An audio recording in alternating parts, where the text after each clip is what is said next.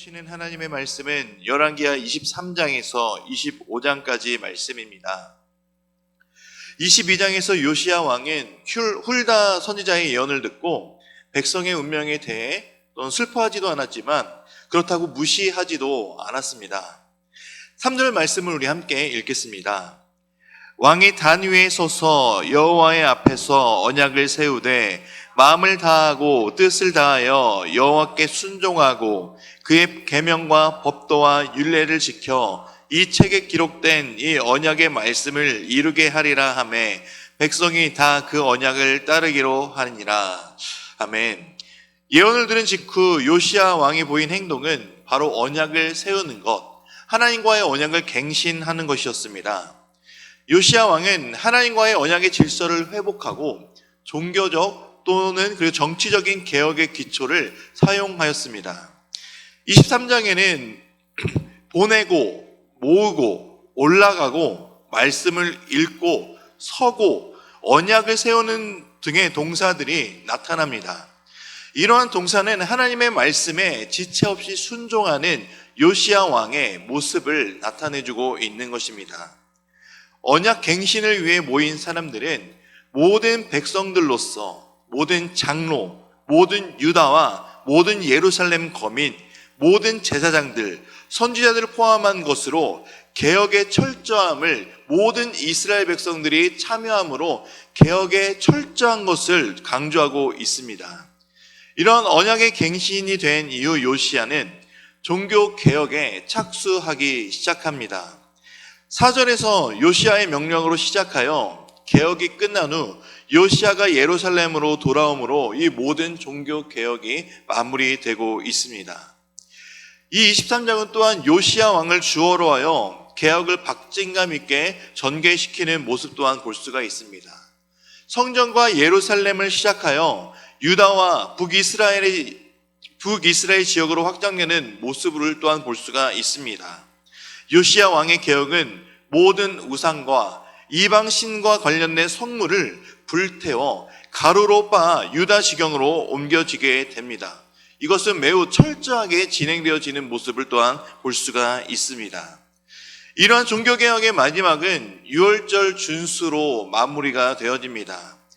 사사시대로부터 요시야 왕 전까지 유월절을 제대로 지킨 적이 없다고 합니다. 이런 유월절을 지키지 못했던 모든 것이 이제 요시야 왕의 개혁을 통해 다시 유월절을 지키는 모습을 보게 되므로 하나님을 향한 이 모든 절기가 다시 한번 지켜지는 모습을 또한 볼 수가 있습니다. 우리 24절 또한 말씀을 함께 읽겠습니다.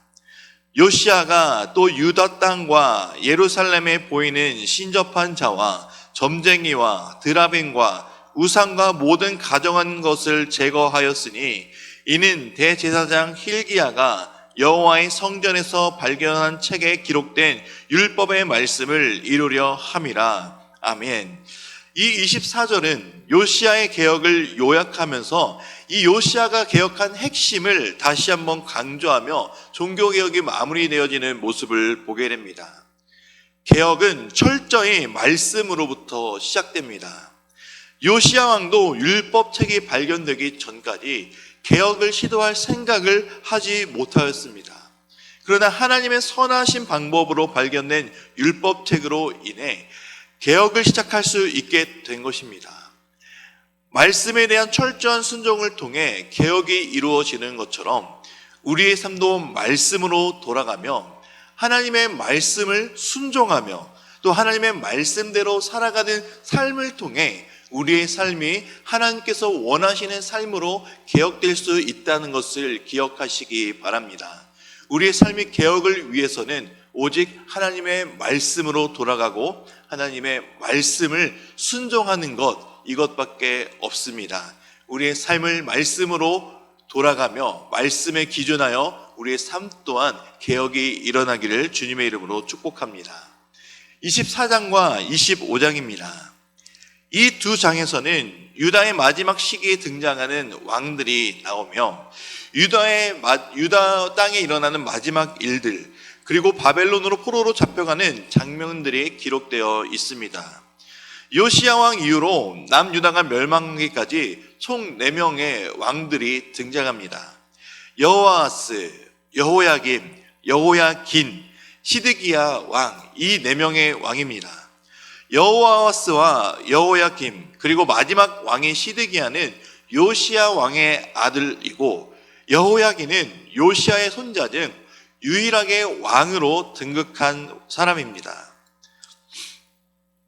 요시야의 아들들과 손자는 다 20대 초반이나 중반 그리고 10대의 왕위에 올랐습니다. 이 나이를 밝히는 것은 신앙적 경륜이나 정치적인 지혜가 부족하다라는 것을 알려주는 것이기도 합니다. 이들은 너무 어렸기 때문에 국제적인 정서를 헤쳐나갈 수가 없었습니다. 통치 기간도 3개월밖에 되지 않은 경우도 2번이나 됩니다. 이 또한 주변 강대국의 정치적인 강압에 의해 만들어진 현상이었죠. 이것은 북이스라엘 왕들에게 자주 일어난 일이었습니다. 이 짧은 통치 기간은 남유다에서 좀 드문 현상이죠. 또한 왕의 죽음과 장사가 되었다는 성경의 기록은 대체적으로 이 왕이 정상적인 죽음을 맞이했다라는 표현인데, 여호아스 왕의 경우에는 애굽에서 죽었다라는 기록만 있고 장사를 지낸 기록은 없습니다. 무덤도 없이 이방 땅에서 죽은 여호아스가 정당한 유다 왕으로 취급되지 않았음을 보여주는 표현이기도 합니다. 유다의 마지막 왕인 시드기야 왕도 이와 유사한 경우로 생각될 수도 있습니다. 우리 25장 27절에서 30절 말씀을 함께 읽겠습니다. 유다의 왕 여호야긴이 사로잡혀간 지 37년, 곧 바벨론 왕 에월 무로닥이 즉위한 원년 12월 그달 27일에 유다의 왕 여호야긴을 옥에서 내놓아 그 머리를 들게 하고 그에게 좋게 말하고 그의 지위를 바벨론에 그와 함께 있는 모든 왕의 지위보다 높이고 그 죄수의 의복을 벗게 하고 그의 일평생의 왕의 앞에서 양식을 먹게 하였고, 그가 쓸 것은 날마다 왕에게서 받는 양이 있어 종신토록 끊이지 아니하였더라. 아멘. 여호아스 왕과 시드기야 왕과 대조적으로 이 여호야긴은 비록 바벨론으로 포로로 잡혀가기는 했지만 멸망한 유다의 미래를 비추는 소망의 등불로 빛을 발하는 것으로 이 열왕기가 마무리됩니다. 예루살렘이 함락된 지 25년 그리고 포로된 지 37년이 되는 주전 561년경에 바벨론 왕은 여호야긴 왕을 옥에서 내놓고 죄수복을 벗기며 또한 지위를 다시 한번 높여줍니다. 그리고 왕 앞에서 양식을 먹게 되며 필요한 모든 것은 바벨론 왕에게 죽을 때까지 받는 모습을 보게 됩니다. 이런 11개의 모든 여정이 말씀에 순종하지 않음으로 말미암아 결국 멸망과 포로로 잡혀가는 심판을 받게 되었지만, 이 마지막은 긍정적인 기록을 남김으로 말미암아 하나님의 자비하심의 움직임이 시작되었다는 것을 보여주고 있는 것입니다. 온 유다의 역사의 끝은 바로 절망이 아니라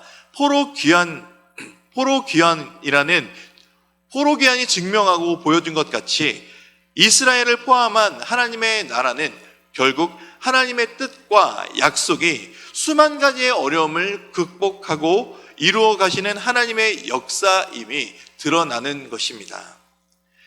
예수 그리스도를 통해 하나님의 자녀가 된 모든 그리스도인 역시 하나님의 역사 속에 살아가는 것을 믿어야 합니다.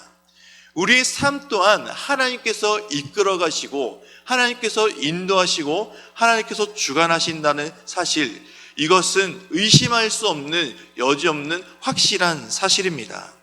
우리의 삶을 절망으로 이끌고 좌절시키는 것이 있다 할지라도 우리는 이런 것들에 의해 굴복하는 것이 아니라 어떤 상황 속에서도 하나님이 주시는 소망의 끈을 우리의 믿음의 안목으로 포착하며 그것을 붙들며 살아가야 한다는 사실입니다.